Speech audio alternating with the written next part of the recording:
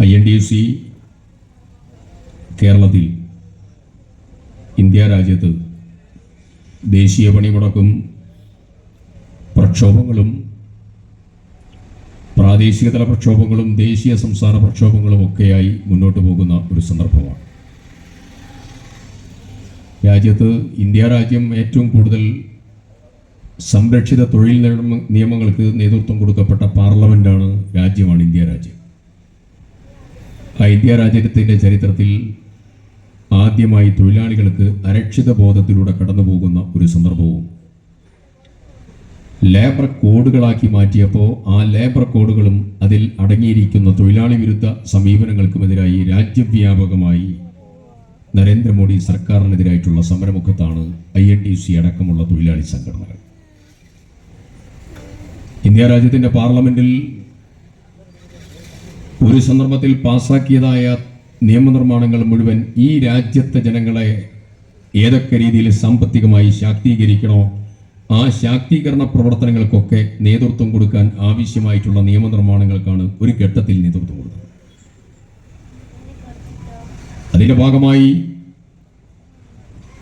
ഈ രാജ്യത്ത് വളത്തിൻ്റെ സബ്സിഡി വന്നു. അതിൻ്റെ ഭാഗമായി ഇന്ത്യ രാജ്യത്ത് ഭക്ഷണം അവകാശമായി പ്രഖ്യാപിക്കപ്പെട്ടു. വിദ്യാഭ്യാസം അവൻ്റെ അവകാശമായി പ്രഖ്യാപിക്കപ്പെട്ടു. മിനിമം വേജസ് അവൻ്റെ അവകാശമായി പ്രഖ്യാപിക്കപ്പെട്ടു.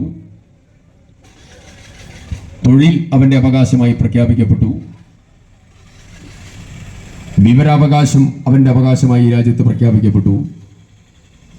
ഇന്ത്യ രാജ്യത്തിൻ്റെ പാർലമെന്റിനകത്ത് വനത്തിനകത്ത് താമസിക്കുന്ന വനാന്തരങ്ങളിൽ താമസിക്കുന്ന പാവപ്പെട്ട ആദിവാസികൾക്ക് അവകാശപ്പെട്ട വനനിയമമടക്കം പാസാക്കിയ ഒരു പാർലമെന്റാണ്. ആ പാർലമെന്റിൽ നരേന്ദ്രമോദി കടന്നു വന്നതിന് ശേഷം നടപ്പിലാക്കപ്പെടുന്ന ഓരോ നിയമനിർമ്മാണങ്ങളും ഈ രാജ്യത്തെ ജനതയെ എങ്ങനെ വിഭജിക്കാം, മതത്തിന്റെ അടിസ്ഥാനത്തിൽ, ജാതിയുടെ അടിസ്ഥാനത്തിൽ എങ്ങനെ വിഭജിക്കാം, ഭാഷയുടെ അടിസ്ഥാനത്തിൽ എങ്ങനെ വിഭജിക്കാം എന്നുള്ളതാണ്. അതിന്റെ ഭാഗമായി അവർ CANRC, അതിന്റെ ഭാഗമായി അവർ മുത്തലാഖ്, അതിന്റെ ഭാഗമായി അവസാനം വഖഫ്. ഇന്ത്യ രാജ്യത്തിന്റെ പാർലമെന്റിൽ ഒരു കാലഘട്ടത്തിലും ഇല്ലാത്ത രീതിയിൽ ജനതയെ വിഭജിക്കാൻ ആവശ്യമായ നിയമനിർമ്മാണങ്ങൾ ഏതുണ്ടോ ആ നിയമനിർമ്മാണങ്ങൾക്ക് മുഴുവൻ നേതൃത്വം കൊടുക്കുകയാണ് ഒരു ഭരണകൂടം. എന്നാൽ ഭരണകൂടം ചെയ്യേണ്ടിയിരുന്ന പ്രവർത്തനം ഈ രാജ്യത്തെ ജനങ്ങളെ സാമ്പത്തികവും സാമൂഹികവുമായി ശക്തിപ്പെടുത്താൻ ആവശ്യമായ നടപടികളായിരുന്നു വേണ്ടിയിരുന്നു. കോൺഗ്രസ് ഇന്ത്യ രാജ്യത്ത് സ്വീകരിച്ച സമീപനം അതായിരുന്നു. ആ സമീപനത്തിന്റെ ഭാഗമായാണ് ചരിത്രത്തിൽ ലോകത്തിൽ ആദ്യമായി ലോകത്തൊരു രാജ്യത്തും ഇല്ലാത്തതായ ദാരിദ്ര്യ നിർമ്മാർജ്ജന ഉച്ചാടന നിയമനിർമ്മാണം ഏത് എന്ന് ചോദിച്ചാൽ അത് മഹാത്മാഗാന്ധി ഗ്രാമീണ തൊഴിലുറപ്പ് പദ്ധതിയാണ്. അതുപോലെയുള്ള പദ്ധതികൾക്ക് നേതൃത്വം കൊടുത്ത ഒരു കാലഘട്ടത്തിൽ പാർലമെന്റ് മുന്നോട്ട് പോയപ്പോൾ ഇന്ന് പാർലമെന്റിനകത്ത് അത്തരം നിയമനിർമ്മാണങ്ങളെ ഞെക്കിക്കൊല്ലാനും അവയ്ക്ക് ഫണ്ട് അനുവദിക്കാത്ത പ്രവർത്തനങ്ങൾക്ക് നേതൃത്വം കൊടുക്കാനും മറുഭാഗത്തെ വിഭാഗീയതയ്ക്ക് നേതൃത്വം കൊടുക്കുന്ന നിയമനിർമ്മാണങ്ങളിലൂടെ ഈ രാജ്യത്തെ വിഭജനത്തിന്റെ തന്ത്രം സ്വീകരിച്ച് ബ്രിട്ടീഷുകാരെ പോലെ നേതൃത്വം കൊടുക്കുകയാണ് ഈ രാജ്യത്തിന്റെ പ്രധാനമന്ത്രിയും രാജ്യത്തിന്റെ ആഭ്യന്തരമന്ത്രിയും രാജ്യത്തിന്റെ ഭരണകൂടവും. ഇതിനെതിരായിട്ടുള്ള ചെറുത്തുനിൽപ്പ് ദേശവ്യാപകമായി ഉയർന്നു വരേണ്ട ഒരു പ്രത്യേക സാഹചര്യത്തിലാണ് നാം എല്ലാവരും ഉള്ളത്. ഞാൻ സുദീർഘമായ സംസാരത്തിലേക്കൊന്നും കടന്നു പോകുന്നില്ല. ഒരൊറ്റ കാര്യം പറയുന്നു, എന്താണ് ഇന്ന് കേരളത്തിന്റെ അവസ്ഥ? 4ാം വർഷം ഇടതുപക്ഷ ഗവൺമെന്റ്, അതായത് 9ാം വർഷം പിണറായി സർക്കാരിന്റെ വാർഷികാഘോഷ പദ്ധതി കേരളത്തിൽ നടപ്പിലാക്കിക്കൊണ്ടിരിക്കുകയാണ്. 100 കോടി രൂപയാണ് അതിനുവേണ്ടി അവർ മാറ്റിവെച്ചതായിരിക്കുന്ന വിഹിതം. ആശുപത്രിയിൽ മരുന്നില്ല, മെഡിക്കൽ കോളേജുകളിൽ സ്റ്റെൻഡ് വെക്കാൻ, മെഡിക്കൽ കോളേജുകളിൽ കയ്യും കാലും പൊട്ടിയവർക്ക് ഒരു സ്റ്റീൽ റോഡ് വെക്കാൻ, അനുബന്ധമായിട്ടുള്ള മരുന്നുകൾ വാങ്ങാൻ പണമില്ലാതെ പുറത്തേക്ക് ഓരോ ഷീട്ടുമായി രോഗികൾ നരകയാതന അനുഭവിക്കുമ്പോൾ 1250 കോടി രൂപയുടെ ബില്ലുകൾ മുഴുവൻ കരാറുകാർക്ക്, മെഡിക്കൽ കരാറുകാർക്ക് കൊടുക്കാൻ ബാക്കിയുള്ളപ്പോ പണമില്ലാതെ ആശുപത്രികൾ വലയുമ്പോൾ ഈ കേരളക്കരയിലെ ഓരോ ആശുപത്രികൾക്കും കാരുണ്യ ബെനവലന്റ് സ്കീം ഉൾപ്പെടെ കാസ്പ് ഉൾപ്പെടെയുള്ള വിവിധ ഇൻഷുറൻസുകളിലൂടെ കോടിക്കണക്കിന് രൂപ കൊടുക്കാനുള്ളപ്പോ ആ ആശുപത്രികൾ മുഴുവൻ അത്തരം പദ്ധതികൾ നിർത്തൽ ചെയ്ത് മുന്നോട്ട് പോകുന്ന സാഹചര്യത്തിൽ ഈ കേരളക്കരയിൽ ആവേശകരമായി കൊണ്ടാടുകയാണ് ഈ സർക്കാരിന്റെ വാർഷികം. ആശാവർക്കർമാർ ഒരു ഭാഗത്ത് സമരം, പാവപ്പെട്ട നിത്യപിരിവുകാർ, ബിൽ കളക്ടേഴ്സ്, ബാങ്കുകളുടെ അവരുടെ കമ്മീഷൻ പോലും നൽകാൻ നടപടിയില്ലാതെ മുന്നോട്ട് പോയി, ക്ഷേമ പദ്ധതികളുടെ പെൻഷനുകളുടെ വിതരണത്തിന് പോയവരുടെ പണം പോലും ഇതുവരെ കൊടുത്തിട്ടില്ല. ക്ഷേമനിധികളിലൂടെ ആനുകൂല്യങ്ങൾ മുഴുവൻ താളം തെറ്റി. 1.5 കൊല്ലമായി പെൻഷൻ പോലും കൊടുക്കാത്തതായ നടപടികൾ. അങ്ങനെ വിവിധങ്ങളായ തലങ്ങളിലൂടെ ഒരു സർക്കാർ കടന്നു പോകുമ്പോ ഈ സർക്കാരിന് 100 കോടി രൂപ കേരളത്തിന്റെ മുഖ്യമന്ത്രിയുടെ മുഖം കാണിക്കാൻ ഒരു മടിയില്ല. മുഖ്യമന്ത്രിയുടെ മുഖം കാണിക്കാൻ, വലിയ ഹോർഡിംഗ് വെക്കാൻ, വാർഷിക പദ്ധതിയുടെ ഭാഗമായി ആർഭാടം കൈകാര്യം ചെയ്യാൻ. എന്തിനേറെ പറയുന്നു, 298 ആളുകൾ പടഞ്ഞു മരിച്ചതായ മുണ്ടകൈ ചൂരൽമല ദുരന്തത്തിന്റെ പുനരധിവാസത്തിന്റെ ഭാഗമായി ഒരു വീടിന്റെ തറക്കല്ല് പോലും നിർവഹിക്കുന്നതിന് മുമ്പ് കാട്ടും പാട്ടും ചിരിയുമായി വയനാട്ടിൽ ഈ മന്ത്രിസഭയുടെ 4ാം വാർഷികം ആഘോഷിക്കുകയാണ്. ഒരു വീട് പോലും അവിടെ പുനരധിവാസത്തിന്റെ ഭാഗമായി നിർമ്മിച്ചിട്ടില്ല. ലൈഫ് മിഷന്റെ ഭാഗമായി പൊതു ഇനത്തിൽ ഒരു വീട് പോലും കേരളത്തിൽ നിർമ്മിച്ചില്ല. അതിന് പണം കൊടുക്കാൻ സർക്കാരിന്റെ കയ്യിൽ പണമില്ല. കാരുണ്യ ബെനവലന്റ് ഫണ്ടിന്റെ ഭാഗമായി പണം കൊടുക്കാൻ സർക്കാരിന്റെ കയ്യിൽ പണമില്ല. കോക്ലിയർ ഇംപ്ലാന്റേഷൻ ഉമ്മൻചാണ്ടി സർക്കാർ നടത്തിയതായ അതിന്റെ ബാറ്ററി പോകുമ്പോ അതിന്റെ മെയിന്റനൻസ് നടപ്പിലാക്കാൻ ഈ കേരളത്തിന്റെ സർക്കാരിന്റെ കയ്യിൽ പണമില്ലത്രേ. അങ്ങനെയുള്ള ഒരു ഗവൺമെന്റ് 100 കോടി രൂപ ഇതിന്റെ 4ാം വാർഷികത്തിന് മുഖ്യമന്ത്രിയുടെ മുഖം കാണിക്കാൻ മാറ്റിവെക്കുന്നു കേരളത്തിൽ. ഞങ്ങൾ ചോദിക്കുന്നു, ഈ സർക്കാരിന് പാവപ്പെട്ടവന്റെ പ്രശ്നങ്ങൾ വല്ലതും അവരുടെ മനസ്സിലുണ്ടോ, അജണ്ടയിലുണ്ടോ? എന്താണ് ശ്രീ പിണറായി സർക്കാരിന്റെ കേരളത്തിലെ ഏറ്റവും വലിയ സംഭാവന? ഞാൻ പറയുന്നു, 2 കാര്യമാണ് പിണറായി സർക്കാർ കേരളത്തിന് നൽകിയ പ്രധാനപ്പെട്ട സംഭാവനകൾ. ഒന്ന്, കേരളത്തെ ഏറ്റവും വലിയ ലഹരിയുടെ താവളമാക്കി, നാർക്കോട്ടിക് ഹബ്ബാക്കി ഈ കേരളത്തെ മാറ്റിയ മുഖ്യമന്ത്രി ആര് എന്ന് ചോദിച്ചാൽ അതിന്റെ ഉത്തരം നമുക്ക് പറയാൻ സാധിക്കും, അത് പിണറായി വിജയൻ എന്നാണ്. ഇന്ത്യ രാജ്യത്ത് ഏറ്റവും കൂടുതൽ ചെറുപ്പക്കാർ തൊഴിലില്ലാതെ വിദേശ രാജ്യങ്ങളിലേക്ക് തൊഴിലിനായി മൈഗ്രേറ്റ് ചെയ്യപ്പെടുന്ന സംസ്ഥാനങ്ങളിൽ ഒന്നായി ഈ കേരളത്തെ മാറ്റിയ മുഖ്യമന്ത്രി ആരാണ് എന്ന് ചോദിച്ചാൽ അതിന്റെ ഉത്തരം ശ്രീ പിണറായി വിജയനാണ്. നിങ്ങൾ ആലോചിച്ച് നോക്കണം, നമ്മുടെ മക്കൾ സ്കൂളിലേക്ക് പോകുമ്പോ വീട്ടിനകത്ത് രക്ഷിതാക്കൾക്ക് ആദിയാണ്. മക്കൾ തിരിച്ചു വരുമ്പോ രക്ഷിതാക്കളുടെ ഉള്ളിൽ ആദിയാണ്. മകളങ്ങോട്ട് പോയാൽ കുട്ടികളുടെ പാഠപുസ്തകങ്ങളും ബാഗുകളും അവരുടെ ഡ്രസ്സുകളും വീട്ടിൽ പരിശോധിക്കുകയാണ്. എന്തേ ഈ സാഹചര്യത്തിന്റെ കാരണം? ഞാൻ താമരശ്ശേരിയിൽ ഒരു മകൻ ഉമ്മയെ കൊന്നതായിരിക്കുന്ന വീട്ടിൽ പോയിരുന്നു. ഒരു പാരലൽ കോളേജിലെ ഒരു ചെറിയതായിരിക്കുന്ന കശപിശയുടെ പേരിൽ ഒരു ചെറുപ്പക്കാരനെ കൊലപ്പെടുത്തിയതായ വീട്ടിൽ ഞാൻ പോയിരുന്നു. 25 കിലോമീറ്റർ റേഡിയസിൽ ഒരു ചെറുപ്പക്കാരൻ ബൈക്കിൽ ഓടി നടന്ന് നിഷ്ഠൂരമായി കൊല ചെയ്തതായ വെഞ്ഞാറമൂട് ഞാൻ പോയിരുന്നു. നിരവധിയിടങ്ങളിൽ നിങ്ങൾ ആലോചിച്ചു നോക്കണം, എന്താണ് കേരളത്തിന്റെ അവസ്ഥ? ആരാ ഇതിന് ഉത്തരവാദി? താമരശ്ശേരിയിൽ ഉമ്മയെ കൊന്നതായിരിക്കുന്ന മകൻ, അവർ ബ്രെയിൻ ട്യൂമർ കഴിഞ്ഞ് കിടക്കുമ്പോ ബ്രെയിൻ ട്യൂമർ സർജറിക്ക് നേതൃത്വം കൊടുക്കാൻ, ഉമ്മയെ പരിചരിക്കാൻ മകൻ അടുത്തില്ല. കിടക്കുന്ന ഉമ്മയുമായി അവൻ വാക്കേറ്റം നടത്തുകയാണ്. വാക്കേറ്റം നടത്തി അവൻ പുറത്തേക്ക് പോവുകയാണ്. അടുത്ത വീട്ടിൽ നിന്ന് അവൻ വാങ്ങുന്നത് കൊടുവാളാണ്. അത് കഴിഞ്ഞ് ആ ചെറുപ്പക്കാരൻ നിർദാക്ഷിണ്യം സ്വന്തം ഉമ്മയെ അവൻ വെട്ടി കൊല്ലുകയാണ്. ആളുകൾ പിടിച്ച് ഈ പയ്യനെ പോലീസിനെ ഏൽപ്പിച്ചു. പോലീസുകാർ ചോദിച്ചതായ ഒരു ചോദ്യമുണ്ട്. ഉമ്മയെ കൊലപ്പെടുത്തിയതോടൊപ്പം എന്നെ വേദനിപ്പിച്ച 2ാമത്തെ ഘടകം ഇവന്റെ മറുപടിയാണ്. പോലീസുകാർ ചോദിച്ചു, എന്തിനാ നീ ഉമ്മയെ കൊന്നത്? ഈ ചെറുപ്പക്കാരൻ പറഞ്ഞ മറുപടി, സർ, എനിക്ക് ജന്മം നൽകിയതിന്റെ പാരിതോഷികമാണ് ഞാൻ ഈ കൊല നടത്തിയത്. 10 മാസം വയറ്റിൽ ചുമന്ന് നൊന്ത് പ്രസവിച്ച് പാലൂട്ടി ഓമനിച്ച് മുത്തം വെച്ച് വളർത്തി വലുതാക്കിയ പൊന്നുമാൻ അവന് ജന്മം നൽകിയതിന്റെ പാരിതോഷികമായി അമ്മയെ കൊല്ലുമ്പോ കേരളത്തിലെ ചെറുപ്പം എങ്ങനെ കടന്നു പോകുന്നു? എന്താണ് ഇതിന്റെ പ്രശ്നം? നിങ്ങൾ ആലോചിച്ച് നോക്കണം. ഞാൻ കാശ്മീരിൽ MLA-മാരുടെ ഒരു ഇന്റർ സ്റ്റേറ്റ് ഡെലിഗേഷനുമായി ബന്ധപ്പെട്ടുകൊണ്ട് ഞാൻ പോയിരുന്നു. അവിടെ ആ എക്സ്ചേഞ്ച് പരിപാടിയുടെ ഭാഗമായി കാശ്മീരിൽ എത്തിയപ്പോഴാണ് കാശ്മീരിൽ ടെററിസ്റ്റ് അറ്റാക്ക് നടന്നത്. പെഹൽഗാമിലെ ടെററിസ്റ്റ് അറ്റാക്ക്. മലയാളി ഉണ്ട് എന്നറിഞ്ഞ് ഞങ്ങൾ രാമേന്ദ്രന്റെ ബോഡി എത്തിക്കാൻ കാണാൻ ആദ്യം 25 കഫിൻസ് മുഴുവൻ ബോക്സുകളിലായി നിരത്തി വെച്ചപ്പോ അവിടെ അന്തിമോപചാരം അർപ്പിക്കാൻ രാമചന്ദ്രന്റെ കുടുംബത്തെ ആശ്വസിപ്പിച്ചുകൊണ്ട് എയർപോർട്ടിലേക്ക് പോകാൻ ഞങ്ങളൊക്കെ കൂടെ ഉണ്ടായിരുന്നു. അവിടെ ഒരു പവലിയൻ ഉണ്ടായിരുന്നു. ആ പവലിയനിൽ മരിച്ചവരുടെ ബന്ധുക്കൾ ഇരുന്നതായ പവലിയൻ ജീവിതത്തിൽ ഒരിക്കലും മറക്കാൻ പറ്റാത്തതായ അനുഭവം.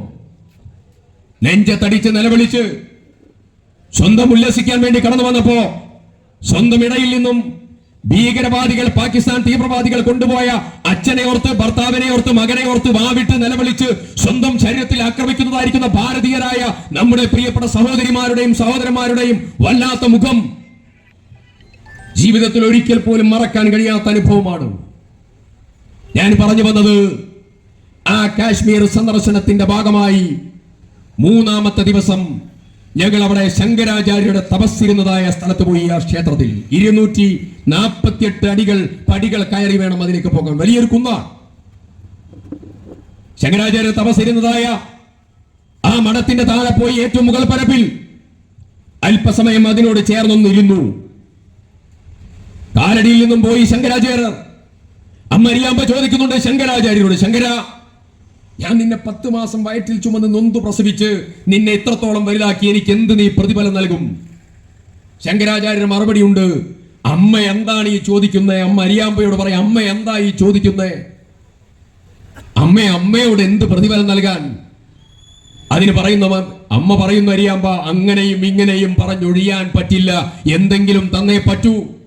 ശങ്കരാചാര്യ പറയുന്നു, ഒരു പുരുഷായുസ് മുഴുവൻ അമ്മയുടെ തൃച്ചേവടികളിൽ സമർപ്പിച്ചാലും അമ്മയോടുള്ള കടപ്പാട് തീരുമോ? അതാണ് അമ്മ.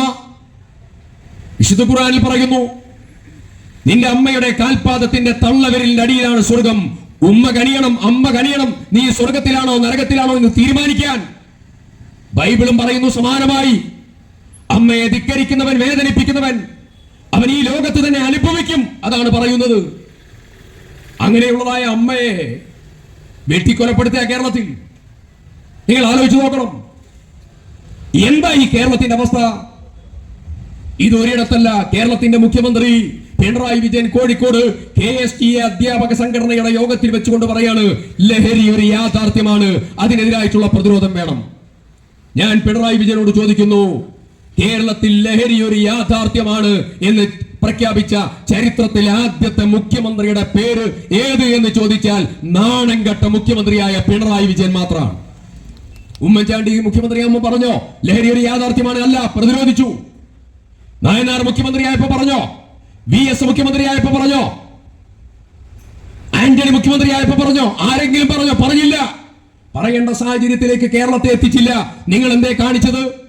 നിങ്ങൾ പൊളിറ്റിക്കൽ പാട്രിയോട്ടിസം കാണിച്ചു, രാഷ്ട്രീയ രക്ഷാകർതൃത്വം ഇതിനൊക്കെ നിങ്ങൾ നൽകി.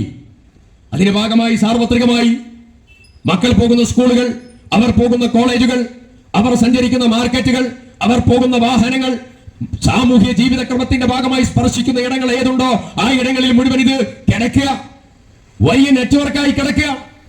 അങ്ങനെ കിടക്കുന്ന പശ്ചാത്തലത്തിലാണ് കേരളത്തിൽ 2022 ആദ്യത്തെ അടിയന്തര പ്രമേയം പ്രതിപക്ഷം കൊണ്ടുവരുന്നത്. അന്നാണ് കേരളത്തിന്റെ മുഖ്യമന്ത്രി പറഞ്ഞത്, സ്ഥിതിവിശേഷം ഗൗരവതരം, ഞങ്ങൾ കൊണ്ടുവരാൻ തീരുമാനിച്ചു, കൊണ്ടുവന്നു. ഞാൻ അതിന്റെ ചർച്ചയിൽ പങ്കെടുത്തയാളാണ്. ഞാൻ ചോദിക്കുന്നു, കേരളത്തിൽ 2022 ശേഷം ഇപ്പൊ 3-ാമത്തെ അടിയന്തര പ്രമേയത്തിന് ശേഷമാണ് നിങ്ങൾ അല്പം ഒന്ന് അനങ്ങാൻ തുടങ്ങിയത്. അപ്പോഴത്തേക്ക് കേരളത്തെ പിടിച്ചു തിന്നു അവർ. ഓരോ ദിവസവും ടാർഗറ്റാണ്. ഒരു കുട്ടിയുടെ കയ്യിൽ നിന്ന് കിട്ടുന്നത് 12 യൂണിഫോമാണ്, കാരിയറാണ്, ഓരോ സ്കൂളിലെ യൂണിഫോം. കുട്ടികൾ മുഴുവൻ ഇതിന്റെ ചങ്ങലയിലേക്ക് ഒരു ഭാഗമായി കുട്ടികൾ വരികയാണ്. ഒരിക്കൽ വന്നാൽ പിന്നെ രക്ഷപ്പെടില്ല. വടകരയിലെ ഒരു കുട്ടി, ആ കുട്ടി അവസാനം കാരിയറായി തലശ്ശേരിയിലെ ഡൗൺ ടൗൺ മാളിലേക്ക് കൊണ്ടുപോയി. ഞാൻ ആ കുട്ടിയെ കാണാൻ ആ കുട്ടിയുടെ അമ്മയുടെ വീട്ടിൽ അർദ്ധരാത്രി 12:30 പോയ ആളാണ്. നിങ്ങൾ ആലോചിച്ച് നോക്കണം, എന്താണ് കേരളത്തിന്റെ അവസ്ഥ? ആരാ ഇതിന്റെ ഉത്തരവാദി? ശ്രീ പിണറായി വിജയൻ. രണ്ടാമത്തെ കേരളത്തിന്റെ പ്രശ്നം മൈഗ്രേഷനാണ്. കേരളത്തിലെ ചെറുപ്പക്കാർ 2018-19 1.25 ലക്ഷം ചെറുപ്പക്കാരാ കേരളം വിട്ടത്. അത് 2023 എത്തിയപ്പോ നേരെ ഡബിളായി 2.5 ലക്ഷം. 2.5 ലക്ഷം ചെറുപ്പക്കാർ. ഇപ്പോ 5 ലക്ഷത്തോളം ചെറുപ്പക്കാർ കേരളത്തിൽ നിന്ന് പോകുന്നു. ഒരു വർഷത്തോളം കാലയളവിനുള്ളിൽ. ഇവിടെ തൊഴിലില്ല, ഇവിടെ സംവിധാനങ്ങളില്ല, സൗകര്യങ്ങളില്ല, ഇവിടെ അവർക്ക് ഇൻക്യുബേഷൻ ഇല്ല, അവർക്ക് സ്റ്റാർട്ടപ്പുകളില്ല, അവർക്ക് ഫൈനാൻസിംഗ് സ്കീമില്ല. ഇവിടെ ആകെ ഉള്ളത് മുഖ്യമന്ത്രിക്കും മുഖ്യമന്ത്രിയുടെ കുടുംബത്തിനും അദ്ദേഹത്തിന്റെ ഓഫീസിനും അദ്ദേഹത്തിന്റെ പാർട്ടിക്കാർക്കുമുള്ള അഴിമതിയല്ലാതെ സാധാരണക്കാരനെ സംരക്ഷിക്കാനുള്ള ഒരു നടപടിയുമില്ലാതെ ഇവർ മുന്നോട്ട് പോകുകയാണ്.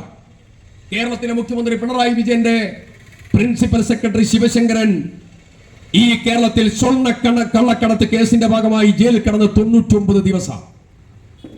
99 ദിവസം. കേരളത്തിന്റെ ചരിത്രത്തിൽ ഏതെങ്കിലും ഒരു മുഖ്യമന്ത്രിയുടെ പ്രിൻസിപ്പൽ സെക്രട്ടറി 99 ദിവസം കിടന്നോ? Serious fraud investigation agency SFIO, ആ SFIO ചാർജ് ഷീറ്റ് കൊടുത്തു കേരളത്തിന്റെ മുഖ്യമന്ത്രിയുടെ മകൾക്കെതിരെ. ഞാൻ ചോദിക്കുന്നു, കേരളത്തിന്റെ EMS മുതൽ അവസാനത്തെ ഉമ്മൻചാണ്ടി വരെയുള്ള മുഖ്യമന്ത്രിമാരെ നിങ്ങൾ പരിശോധിച്ചോ? ഏതെങ്കിലും ഒരു മുഖ്യമന്ത്രിയുടെ മകനോ മകളോ ചാർജ് ഷീറ്റ് ചെയ്യപ്പെട്ട് കോടതിയിലേക്ക് കേസ് കൊടുത്തപ്പെട്ടിട്ടുണ്ടോ? എത്രയാ അവർ വാങ്ങണത്? ദിനേശ് ബീഡിയും വലിച്ച് പരിപ്പുവടയും കട്ടൻ ചായയും കുടിച്ച് പാലോട് മാതയുടെ ആടിന്റെ കഥയും പറഞ്ഞ് ദേശാഭിമാനി വരിക്കാരെയും ചേർത്ത് കടന്നുപോയ പാർട്ടിയുടെ നേതാവിന്റെ മകൾ വാങ്ങിയ തുക 2.7 കോടി രൂപയാണ്. ഒരു സൗകര്യം പോലും ചെയ്തു കൊടുക്കാതെ. ഞാൻ ചോദിക്കുന്നു, ഈ ഗവൺമെന്റ് പേര് കമ്മ്യൂണിസം ഗവൺമെന്റ് ആണോ? ഇത് സോഷ്യലിസ്റ്റ് ഗവൺമെന്റ് ആണോ? ഇത് ആർക്ക് വേണ്ടിയുള്ള ഗവൺമെന്റാണ്? ഒരു മുഖ്യമന്ത്രിയുടെ മകൾ വാങ്ങുന്നതായ തുക 2.7 കോടി രൂപ, 270 ലക്ഷം രൂപ ഒരു സ്ഥാപനത്തിൽ നിന്ന് വെറുതെ കിട്ടുമോ? ഞാൻ ചോദിക്കട്ടെ, പയ്യോളിയിലെ ഏതെങ്കിലും ശ്രീ വിനോദന്റെ ഭാര്യയോ മകളോ CMRലെ കർത്തന്റെ അടുത്ത് പോയാൽ അവിടുന്ന് ഒരു 100 രൂപ കിട്ടുമോ? എന്റെ വീണയ്ക്ക് പോയാൽ 2.7 കോടി രൂപ എങ്ങനെയാ സർവീസ് ഇല്ലാതെ കിട്ടണേ? പിണറായി വിജയൻ ആയതുകൊണ്ടാണ് സൗകര്യം ചെയ്തു കൊടുക്കുകയാണ്. അഴിമതിയ ഈ ഏജൻസിയുടെ പേര് സീരിയസ് ഫ്രോഡ് ഇൻവെസ്റ്റിഗേഷൻ ഏജൻസി എന്നാണ്. ഫ്രോഡ്. വീണ തൈക്കണ്ടിയുടെ പേര് അവിടെ രേഖപ്പെടുത്തിയിരിക്കുന്ന ഫ്രോഡ് എന്നാണ്. ഞാൻ ചോദിക്കുന്നു, ഇതുപോലെ പ്രവർത്തനങ്ങൾക്ക് നേതൃത്വം കൊടുത്തൊരു കമ്മ്യൂണിസ്റ്റ് ഗവൺമെന്റ് കേരളത്തിന്റെ ചരിത്രത്തിൽ ഉണ്ടായിട്ടുണ്ടോ? പറയണം. ഇതുപോലെയുള്ള ഈ ഗവൺമെന്റിനെ താഴെ ഇറക്കാനുള്ള പോരാട്ടമാണ്. ആ പോരാട്ടത്തിൽ നിങ്ങൾ നിങ്ങളുടെ വലിയ ഉത്തരവാദിത്തം നിർവഹിക്കണം എന്ന് വിനീതമായി ഞാൻ നിങ്ങളോട് അഭ്യർത്ഥിക്കുകയാണ്. പിന്നെ ഒരൊറ്റ കാര്യം കൂടെ പറഞ്ഞുകൊണ്ട് അവസാനിപ്പിക്കാം. കേരളത്തിന്റെ മുഖ്യമന്ത്രി പിണറായി വിജയൻ ഈ കഴിഞ്ഞ ദിവസം അദ്ദേഹത്തിന്റെ 4ാം വാർഷികത്തോടനുബന്ധിച്ച് അദ്ദേഹം കാസർഗോഡ് വെച്ചുകൊണ്ട് പറയുകയുണ്ടായി, ജനം മുഴുവൻ അപമാനിക്കാൻ നേതൃത്വം കൊടുത്ത, ജനം ശപിച്ച സർക്കാരായിരുന്നു ഉമ്മൻചാണ്ടിയുടെ സർക്കാർ. ആ സർക്കാരിനെ താഴെ ഇറക്കിയാണ് നമ്മൾ അധികാരത്തിൽ വന്നത്. ജനങ്ങളെ പൊന്നുപോലെ കൊണ്ടു നടക്കുകയാണ് നമ്മൾ. ജനങ്ങൾ നമ്മളെ പൊന്നുപോലെ നോക്കുകയാണ്. ആരാ പറയുന്നത്? പിണറായി വിജയൻ. ഉമ്മൻചാണ്ടി ഗവൺമെന്റ് ശപിക്കപ്പെട്ട ഗവൺമെന്റ് ആണെന്നാണ് പിണറായി വിജയന്റെ ഭാഷ. ഞാൻ പിണറായി വിജയനോട് ചോദിക്കുന്നു, അങ്ങീ കഴിഞ്ഞ ദിവസം ഉദ്ഘാടനം ചെയ്ത വിഴിഞ്ഞം പദ്ധതി, വിഴിഞ്ഞം പോർട്ട്, ആ വിഴിഞ്ഞം പദ്ധതിയുടെ ഭാഗമായി അവിടേക്ക് ഏഫൽ ടവറിന്റെ അത്ര നീളവും വലിപ്പവും ഉള്ളതായിരിക്കുന്ന ഒരു കപ്പൽ വന്ന് അടിയുമ്പോ അവിടെ നിങ്ങൾ അതിന്റെ ഉദ്ഘാടന പ്രസംഗം നടത്തി, വാസവൻ പ്രസംഗം നടത്തി. ഞാൻ ചോദിക്കാൻ ആഗ്രഹിക്കുന്നു, വിഴിഞ്ഞം പദ്ധതിയുടെ യഥാർത്ഥ പിതാവ് ആരാണ് എന്ന് ചോദിച്ചാൽ കേരളത്തിലെ കുട്ടികൾ പറയും, അത് മറ്റാരുമല്ല, അത് പിണറായി വിജയനല്ല, അത് മറ്റൊരു വ്യക്തിയല്ല. ഈ പദ്ധതി നടപ്പിലാക്കാൻ നെഞ്ചുകൊടുത്ത് അഴിമതി ആരോപണങ്ങളെ നേരിട്ട് വിയ്യൂർ ജയിലിലും അതുപോലെ പൂജപ്പുര സെൻട്രൽ ജയിലിലും ഈ മനുഷ്യനെ ആക്കുമെന്ന് VS അച്യുതാനന്ദൻ അസംബ്ലിക്കകത്ത് പ്രഖ്യാപിച്ച് 6000 കോടിയുടെ അഴിമതിയാണ് ഉമ്മൻചാണ്ടി നടത്തിയത് എന്ന് പ്രഖ്യാപിച്ചപ്പോഴും ഈ പദ്ധതിയിൽ നിന്ന് പുറകോട്ട് പോകാതെ പദ്ധതിയുടെ കരാറിൽ ഒപ്പിട്ട് അദാനിയെ കൊണ്ടുവന്ന് പദ്ധതിക്ക് ആവശ്യമുള്ള പശ്ചാത്തല സംവിധാനങ്ങൾ മുഴുവൻ ചെയ്ത് അതിന് എംപവേർഡ് കമ്മിറ്റി ഉണ്ടാക്കി വയബിലിറ്റി ശുപാർശകൾ ചെയ്ത് പാരിസ്ഥിതിക ആഘാതങ്ങൾ പഠനങ്ങൾ പൂർത്തീകരിച്ച് അതിനുവേണ്ടിയുള്ള എല്ലാ നടപടികൾക്കും നേതൃത്വം കൊടുത്ത ഒരു മനുഷ്യനുണ്ട്. ആ മനുഷ്യന്റെ പേര് ഉമ്മൻചാണ്ടി എന്നാണ്. ആ ഉമ്മൻചാണ്ടിയുടെ പേര് സ്പർശിക്കാതെ പിണറായി വിജയൻ പറയുന്നു രാജ്യം വലിയ പുരോഗതിയിലേക്ക് പോവുകയാണ്, കേരളം വലിയ മുന്നേറ്റത്തിൽ. ഉമ്മൻചാണ്ടിയുടെ പേര് പറഞ്ഞില്ല, പ്രതിപക്ഷ നേതാവിനെ ക്ഷണിച്ചില്ല. പ്രതിപക്ഷ നേതാവിനെ ക്ഷണിക്കാത്ത യോഗത്തിലേക്ക് പകരം ഒരാളെ ക്ഷണിച്ചു, രാജീവ് ചന്ദ്രശേഖരൻ. ആരാ? BJP-യുടെ സംസ്ഥാന അധ്യക്ഷൻ. മരിമോൻ താഴെ കടന്ന് മോങ്ങുകയാണ്. ഉദ്ഘാടനം നടക്കുമ്പോ പുള്ളി പറയാണ് ഒരു മടിയില്ലാതെ, കേട്ടില്ല ഒരു അല്പൻ അവിടെ മേലെ നിന്ന് മുദ്രാവാക്യം വിളിക്കുകയാണ്. നാണല്ലേ? ഇതൊക്കെ മാന്യതയാണോ? ആരാ ചോദിക്കുന്നേ? റിയാസ് എന്ന് പറയുന്ന മന്ത്രിയാണ് ചോദിക്കുന്നത്. ഞങ്ങൾ റിയാസിനോട് ചോദിക്കുന്നു, സ്റ്റാലിനായിരുന്നു കേരളത്തിന്റെ മുഖ്യമന്ത്രിയെങ്കിൽ, മമതാ ബാനർജി ആയിരുന്നു കേരളത്തിന്റെ മുഖ്യമന്ത്രിയെങ്കിൽ, ബംഗാളിലോ തമിഴ്നാട്ടിലോ ആയിരുന്നുവെങ്കിൽ, ഇതുപോലെയുള്ള ഒരു പോർട്ടിന്റെ ഉദ്ഘാടനമെങ്കിൽ അവിടെ BJP-യുടെ സംസ്ഥാന അധ്യക്ഷൻ അവിടെ ഇരിക്കില്ല, പുറത്തും ഇരിക്കില്ല. അവിടെ വേദിയിൽ ഇരുത്തിയതിന്റെ ഉത്തരവാദിത്തം പിണറായി വിജയൻ എന്ന് പറയുന്ന അങ്ങയുടെ ഭാര്യയുടെ പിതാവാണ്. എന്താ ഇതിന്റെ അർത്ഥം? പ്രതിപക്ഷ നേതാവിനെ വിളിക്കാൻ പറ്റില്ല, പ്രതിപക്ഷ നേതാവിനെ ഉദ്ഘാടനത്തിന് കത്ത് കൊടുക്കാൻ പറ്റില്ല. വിവാദമായപ്പം കത്ത് കൊടുത്തു. അദ്ദേഹം പറഞ്ഞു ഞാനില്ല, പ്രസംഗിക്കാൻ കഴിയാത്ത വേദിയിലേക്ക് നരേന്ദ്രമോദിയുടെ മുഖത്ത് വായിലേക്ക് നോക്കിയിരിക്കാൻ ഞാനില്ല. ഞങ്ങൾക്ക് അവിടെ നിലപാടുണ്ട്, ഞങ്ങൾക്ക് അവിടെ കൃത്യമായിട്ടുള്ള ആശയവിനിമയമുണ്ട്. ഞങ്ങളൊരു കാര്യം പറയാം, വിഴിഞ്ഞം പദ്ധതി ഉമ്മൻചാണ്ടിയുടെ പ്രിയപ്പെട്ട സന്തതി. ദേശാഭിമാനി ദിനപത്രം ഒരു ദിവസം ഇറങ്ങുന്നത് കടൽ കൊള്ള. ഇപ്പൊ കടൽ കൊള്ളല്ല, ഇപ്പോ 6000 കോടിയുടെ അഴിമതിയില്ല. വിയൂരിലും പൂജപ്പുര സെൻട്രൽ ജയിലിലാക്കുന്ന പരിപാടികളൊക്കെ വിട്ട് പറഞ്ഞ കാര്യങ്ങൾ മുഴുവൻ വിഴുങ്ങി ഇപ്പൊ പദ്ധതി എന്റെ ഗവൺമെന്റിന്റെ ഏറ്റവും വലിയ സന്തതി എന്നും പ്രഖ്യാപിച്ച് നടക്കുകയാണ് പിണറായി വിജയൻ. അതിന്റെ അർത്ഥം എട്ടുകാലി മമ്മൂഞ്ഞുന്ന അതിന് പച്ച ഭാഷയിൽ മലയാള ഭാഷയിൽ പറയുന്ന മറുപടി. ഉമ്മൻചാണ്ടിയുടെ മകന് എന്റെ മോനാണ് എന്ന് പറഞ്ഞ് തന്തയാകാൻ ശ്രമിക്കുന്നതായ പിണറായി വിജയന്മാർ ഈ കേരളത്തിൽ വാഴില്ല എന്ന് വളരെ ഉത്തരവാദിത്വത്തോടു കൂടി പറയുന്നു. നിങ്ങൾ പറയാണ് ആ ഉമ്മൻചാണ്ടി സർക്കാർ ശപിക്കപ്പെട്ട സർക്കാരാണ്. ആണോ? വിഴിഞ്ഞം പദ്ധതി ഉമ്മൻചാണ്ടി, കൊച്ചിൻ മെട്രോ ഉമ്മൻചാണ്ടി, കണ്ണൂർ വിമാനത്താവളം ഉമ്മൻചാണ്ടി, റോഡുകൾ പാലങ്ങൾ ഉമ്മൻചാണ്ടി, കോഴിക്കോട് ഹൈവേ ബൈപ്പാസിന്റെ ഒരു ഫേസ് മുഴുവനെന്ന് സംസ്ഥാന സർക്കാരിന്റെ പദ്ധതി ഉപയോഗിച്ചുകൊണ്ട് പൂർത്തീകരിക്കാൻ നേതൃത്വം കൊടുത്തു ഉമ്മൻചാണ്ടി. Karamana Kaliyikkavila road Oommen Chandy, Kazhakoottam bypass Oommen Chandy.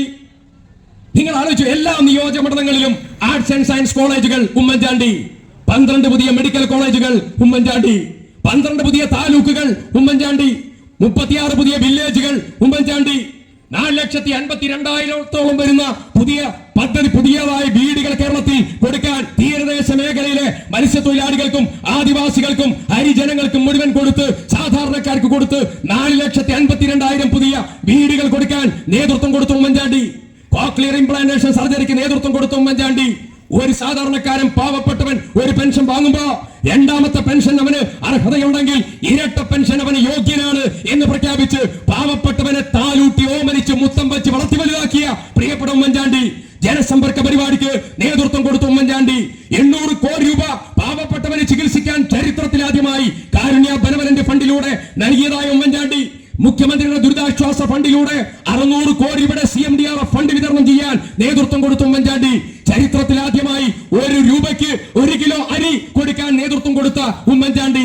1,26,000-ൽ പരം PSC നിയമനങ്ങൾക്ക് നേതൃത്വം കൊടുത്തതായ ഉമ്മൻചാണ്ടി. ഓപ്പറേഷൻ കുബേരയ്ക്ക് നേതൃത്വം കൊടുത്ത രമേശ് ചെന്നിത്തലയും ഉമ്മൻചാണ്ടിയും. ഭൂരഹിതർക്ക് ഭൂമി, ആശിക്കും ഭൂമി, ആദിവാസികൾക്ക് എന്ന് പ്രഖ്യാപിച്ച് പാവപ്പെട്ട ആദിവാസികൾക്കും ഹരിജനങ്ങൾക്കും ഭൂമി ലഭ്യമാക്കാൻ നേതൃത്വം കൊടുത്തതായിരിക്കും ഉമ്മൻചാണ്ടി. ശ്രുതിതരംഗം ഉൾപ്പെടെ, സാഫല്യം ഉൾപ്പെടെ, വയോമിത്രം ഉൾപ്പെടെ നിരവധിയായ പദ്ധതികൾക്ക് നേതൃത്വം കൊടുത്ത ഉമ്മൻചാണ്ടി. ഐക്യരാഷ്ട്ര സംഘടനയുടെ സിവിൽ സർവീസ് അവാർഡ് ഈ കേരളത്തിലേക്ക് കൊണ്ടുവന്ന ഇന്ത്യ രാജ്യത്തെ ആദ്യത്തെ മുഖ്യമന്ത്രി ഉമ്മൻചാണ്ടി. ആ ഉമ്മൻചാണ്ടിയെ ശപിച്ച സർക്കാർ എന്ന് മുദ്ര കുത്തുന്നു ആര്? പിണറായി വിജയൻ.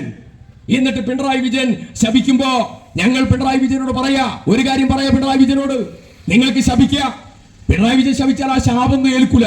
കാരണം ആ നാവും ആ കൈയും കൊലപാതകത്തിന് നേതൃത്വം കൊടുക്കാൻ ഡയറക്ഷൻ കൊടുക്കുകയും കൊലപാതകത്തിന് നേതൃത്വം കൊടുത്തതായിരിക്കുന്ന കൈകൾ, ആ കൈകളും ആ നാവ് കൊണ്ട് പറഞ്ഞാൽ ഏശില്ല. ജനത്തിന് കൃത്യമായിട്ട് അറിയാം. ഒരു കാര്യം ആലോചിച്ചു നോക്കണം, ആ ഉമ്മൻചാണ്ടി സർക്കാരിനെ താഴെ ഇറക്കാൻ ഇല്ലാത്തതായ കഥകൾ ആരോപിച്ച് നിങ്ങളൊരു സ്ത്രീയെ കൊണ്ടുവന്ന് കേരളത്തിലുടനീളം ഈ പയ്യോളി ടൗൺ അങ്ങാടിയിലടക്കം ബോർഡ് വെച്ചല്ലോ, ഇല്ലാത്തതായിരിക്കുന്ന പദപ്രയോഗങ്ങൾ വെച്ച് ആ മനുഷ്യനെ അപമാനിക്കാൻ. അവസാനം ആ മനുഷ്യൻ മരിച്ചപ്പോ ലോകം കണ്ട ഏറ്റവും വലിയ വിലാപയാത്ര ജനം മുഴുവൻ അർദ്ധരാത്രിയിലും തടിച്ചുകൂടി. ഞാൻ ആ വാഹനത്തിൽ ആ ശവശരീരത്തിന്റെ കൂടെ യാത്ര ചെയ്തതായ ഒരു സാധാരണ കോൺഗ്രസ് പ്രവർത്തകനാ. നിങ്ങൾ ആലോചിച്ചു നോക്കണം. പരസ്പരം വരുന്ന പാരാവാരം പോലെ, അറബിക്കടൽ പോലെ അലതീർത്തി ആളുകൾ കരഞ്ഞൊഴുകി ആ മനുഷ്യന് അന്ത്യയാത്ര കൊടുക്കുമ്പോ എന്താ കാരണം എന്ന് ചോദിച്ചാൽ, താഴെ ഇറക്കിയതിന്റെ പശ്ചാത്താപം ജനം അന്ന് അവസാനത്തെ വിലാപയാത്രയിൽ കേരളത്തിലെ ജനം ഉമ്മൻചാണ്ടിക്ക് പകരം നൽകി. നിങ്ങളെന്താ ഇന്ന് കേരളത്തിൽ കാണിച്ചുകൊണ്ടിരിക്കുന്നത്? എന്താ ഈ ഗവൺമെന്റിന്റെ മാന്യത? ഓരോന്ന് പരിശോധിക്കണം നിങ്ങൾ. എല്ലാ വർഷവും ഇലക്ട്രിസിറ്റി ചാർജ് വർദ്ധിക്കുകയാണ്. എല്ലാ കൊല്ലവും വെള്ളക്കരം കൂടിയാണ്. ബസ് ചാർജ് കൂട്ടി, വൈദ്യുതി ചാർജ് കൂട്ടി, ടാക്സി ഓട്ടോറിക്ഷ ചാർജുകൾ കൂട്ടി, ഭൂമിയുടെ നികുതി കൂട്ടി, ഭൂമിയുടെ ന്യായവില കൂട്ടി, സ്റ്റാമ്പ് ഡ്യൂട്ടി കൂട്ടി, കെട്ടിട നികുതി കൂട്ടി, ലേബർ സെസ് ഏറ്റവും വലിയതായിരിക്കുന്ന പ്രയാസത്തിൽ ജനം വലയാണ്. ആശുപത്രികളിൽ ഒന്നിലും തന്നെ മരുന്നില്ല. കേഷ്വാലിറ്റി കടന്ന് കത്തിയാണ്. ആദ്യത്തെ തവണ മാത്രമല്ല, രണ്ടാമത്തെ തവണയും കേഷ്വാലിറ്റി കടന്ന് കത്തിയാണ്. കേരളത്തെ ലഹരിയുടെ കേന്ദ്രമാക്കി മാറ്റി. കേരളത്തിൽ നിന്നുള്ള ചെറുപ്പക്കാരെ വിദേശ രാജ്യങ്ങളിലേക്ക് പലായനം ചെയ്യാൻ മൈഗ്രേഷന് നേതൃത്വം കൊടുത്തു. നിങ്ങൾ ആലോചിച്ച് നോക്കണം. സ്ത്രീകൾക്കും കുട്ടികൾക്കും കേരളത്തിൽ രക്ഷയില്ലാത്തതായിരിക്കുന്ന അവസ്ഥ. നെല്ല് സംഭരണം കേരളത്തിൽ സമ്പൂർണ്ണമായി തകർന്നു. അങ്ങനെ തുടങ്ങി ഈ കേരളക്കരയിൽ ഏതെല്ലാം മേഖലകളുണ്ടോ ആ മേഖലകളെ മുഴുവൻ തകർത്ത് തരിപ്പണമാക്കി മുന്നോട്ട് പോകുന്ന ഈ സർക്കാരിനെ താഴെ ഇറക്കാൻ കേരളത്തിൽ നിങ്ങൾ 100 കോടിയല്ല, പിണറായി വിജയൻ 10,000 കോടി രൂപ ചെലവഴിച്ച് ഈ കേരളത്തിൽ വാർഷികം നടത്തിയാലും കേരളത്തിലെ ജനം കുന്നിക്ക് പിടിച്ച് ഈ ഗവൺമെന്റിനെ അറബിക്കടലിലേക്ക് തള്ളാൻ ഒരവസരം കാത്തു നിൽക്കുക. കേരളത്തിലെ ജനാധിപത്യ സമൂഹം മാത്രമല്ല, കേരളത്തിലെ കോൺഗ്രസ് UDF പ്രവർത്തകർ മാത്രമല്ല, കേരളത്തിലെ യഥാർത്ഥ കമ്മ്യൂണിസ്റ്റുകളും കാത്തു നിൽക്കുകയാണ്. എന്താ കമ്മ്യൂണിസ്റ്റ് എന്ന് പറയാനുള്ള കാരണം അറിയോ? അദാനിയെ വേദിയിൽ ഇരുത്തി വാസവൻ എന്ന് പറയുന്ന സംസ്ഥാന കമ്മിറ്റിയുടെ പ്രിയപ്പെട്ട നേതാവ് പറയാണ്, partner of Kerala state, partner of CPIM പാർട്ണറാണ് ആര്? അദാനി. കേരള ഗവൺമെന്റ് പാർട്ണറാണ് അദാനി. അദാനിയെ കൊണ്ടുവന്ന് ഉമ്മൻചാണ്ടി പറഞ്ഞില്ല, ഉമ്മൻചാണ്ടി പറയില്ല. ഉമ്മൻചാണ്ടി എന്ന് കൗണ്ട് ഡൗൺ ആരംഭിച്ചു. ഒരിക്കൽ പോലും പറഞ്ഞില്ല കേരളത്തിന്റെ പാർട്ണറാണെന്ന് പറഞ്ഞിട്ടില്ല. വാക്കുകൾ ലംഘിച്ചാൽ, ധാരണകൾ ലംഘിച്ചാൽ പിഴ ചുമത്താൻ അദാനിയുടെ മേലെ ധാരണയുണ്ടാക്കിയ മുഖ്യമന്ത്രിയുടെ പേരാണ് ഉമ്മൻചാണ്ടി എന്ന് പറയുന്ന മുഖ്യമന്ത്രി. നിങ്ങളോ ആ ധാരണ ലംഘിച്ചപ്പോ നയാ പൈസ ചാർജ് ചുമത്താതെ അദാനിയുടെ കയ്യിൽ നിന്ന് പണം വാങ്ങി KB തോമസ് എന്ന് പറയുന്ന നേതാവ്, നിങ്ങളുടെ പ്രിയപ്പെട്ട ഇപ്പോഴത്തെ നേതാവ്, ആ നേതാവ് പറയാണ് അദാനിയുമായി ഒരു 15 മിനിറ്റ് ചർച്ച കേരളത്തിൽ നിന്ന് പോകും, ഞങ്ങളില്ല എന്ന് പ്രഖ്യാപിച്ചപ്പോ കൊളംബോ പോർട്ടുമായി ബന്ധപ്പെട്ട് അദാനി കരാറുമായി മുന്നോട്ട് പോയാൽ അവിടെ കേരളത്തിന്റെ സാധ്യതകളും ഇന്ത്യയുടെ സാധ്യതകളും തകരും. അതുകൊണ്ട് നിങ്ങൾ നിർബന്ധമായും വരണം. അവിടെ സമരം ഉണ്ടാകില്ല, CPM സമരം ഉണ്ടാവില്ല, അവിടെ തൊഴിലാളി സമരം ഉണ്ടാവില്ല, എല്ലാ സൗകര്യങ്ങളും ഞങ്ങൾ ചെയ്യും, പക്ഷേ നിങ്ങൾ പുറകോട്ട് പോകരുത് എന്ന് പ്രഖ്യാപിച്ച് അവരെ കൊണ്ടുവരാൻ ഉമ്മൻചാണ്ടി നേതൃത്വം കൊടുത്തപ്പോഴും ഉമ്മൻചാണ്ടി പറഞ്ഞില്ല അദാനി ഞങ്ങളുടെ പാർട്ണറാണെന്ന്. പക്ഷെ നിങ്ങൾ പറയാണ്. മാത്രമല്ല ഒരു കാര്യം കൂടെ വെളിപ്പെട്ടു. ഉമ്മൻചാണ്ടി തെരഞ്ഞെടുപ്പ് വന്നപ്പോ ഞങ്ങളൊക്കെ ആ തെരഞ്ഞെടുപ്പിൽ മത്സരിച്ചവരും മത്സരിക്കാൻ ആഗ്രഹിച്ചവരുമായിട്ടുള്ള ആളുകൾ പലരും ഇവിടെയുണ്ട്. പക്ഷെ ഞാൻ പറയാ, ഉമ്മൻചാണ്ടിയോട് അദാനി വിളിച്ചു. അദാനി പറഞ്ഞു, UDF തെരഞ്ഞെടുപ്പിൽ മത്സരിക്കാൻ എന്റെ വക ഒരു മോശമല്ലാത്തതായ കാശ് തരാം. ഉമ്മൻചാണ്ടി പറഞ്ഞു, ആ പണം വേണ്ട. എന്താ കാരണം? കുന്നിക്ക് പിടിക്കേണ്ടിടത്ത് കുന്നിക്ക് പിടിക്കേണ്ടി വരും കോൺട്രാക്ടറുടെ. അതാ ഭരണാധികാരിക്കുണ്ടായിരുന്നു. 5 പൈസയും വേണ്ട, നിങ്ങളുടെ പണം വേണ്ട. ഞാൻ ചോദിക്കുന്നു, നിങ്ങൾക്കൊരു സംശയം വേണ്ട, 2026 മെയ് മാസത്തിൽ UDF സർക്കാർ അധികാരത്തിൽ വന്നാൽ വെളിപ്പെടാൻ പോകുന്ന ആദ്യത്തെ കാര്യം അദാനിയുടെ കയ്യിൽ നിന്ന് CPM വാങ്ങിയ പണത്തിന്റെ തുകയടക്കം പുറത്തു വരും. തർക്കം വേണ്ട. ഇങ്ങനെ കേരളത്തെ സമ്പൂർണ്ണമായി തകർത്തൊരു ഗവൺമെന്റ്, ഈ ഗവൺമെന്റിനെതിരായി, ഈ സർക്കാരിനെതിരായി കേരളത്തിലെ ജനം മുഴുവൻ ഏറ്റവും വലിയ പ്രതിഷേധവും പ്രതിസന്ധിയുമായി മുന്നോട്ട് പോകുമ്പോ ഈ ഗവൺമെന്റിനെ താഴെ ഇറക്കാൻ, ഈ ഗവൺമെന്റിനെ നിലക്കി നിർത്താൻ, ജനാധിപത്യ കേരളത്തെ സംരക്ഷിക്കാൻ ഏതെല്ലാം പോരാട്ടങ്ങൾ നടത്തേണ്ടതുണ്ടോ ആ പോരാട്ടങ്ങൾക്ക് മുഴുവൻ നേതൃത്വം കൊടുക്കുകയാണ് ഇന്ത്യൻ നാഷണൽ കോൺഗ്രസും INTUC അടക്കമുള്ള പ്രസ്ഥാനങ്ങൾ. അതുകൊണ്ട് ഞാൻ INTUCയെ പ്രത്യേകം അഭിനന്ദിക്കുന്നു. മനോജ് ഉൾപ്പെടെ മുഴുവൻ ആളുകളെയും പ്രത്യേകം ഇവിടെ അഭിനന്ദിക്കാൻ ആഗ്രഹിക്കുകയാണ്. നിങ്ങൾ നടത്തിക്കൊണ്ടിരിക്കുന്ന പോരാട്ടങ്ങൾ, നിങ്ങൾ നടത്തിക്കൊണ്ടിരിക്കുന്ന പ്രയത്നങ്ങൾ, ആ പ്രയത്നങ്ങൾ വെറുതെയല്ല. തൊഴിലാളികളാണ്, തൊഴിലാളി വർഗമാണ് ഏറ്റവും പ്രാധാന്യമായിട്ടുള്ളത്. ആ തൊഴിലാളി വർഗത്തെ ചേർത്ത് നിർത്തി കോൺഗ്രസ് മുന്നോട്ട് പോകും. ആ തൊഴിലാളി വർഗത്തിന്റെ ആശങ്കകൾ ഏറ്റെടുത്ത് സമരങ്ങളും പരിപാടികളും അതുപോലെ പൊതുയോഗങ്ങളും ചർച്ചകളും ഒക്കെയായി കടന്നു പോകുന്ന INTUC പ്രത്യേകം അഭിനന്ദിച്ചുകൊണ്ട് ബ്ലോക്ക് കോൺഗ്രസ് കമ്മിറ്റിയും അതുപോലെ മണ്ഡലം കോൺഗ്രസ് കമ്മിറ്റിയും എല്ലാവരും നടത്തുന്നതായിരിക്കുന്ന പ്രവർത്തനങ്ങളിൽ എല്ലാവിധ ആശംസകളും അർപ്പിച്ചുകൊണ്ട് അവസാനിപ്പിക്കുന്നു. അഭിവാദനങ്ങൾ. ജയ് ഹിന്ദ്.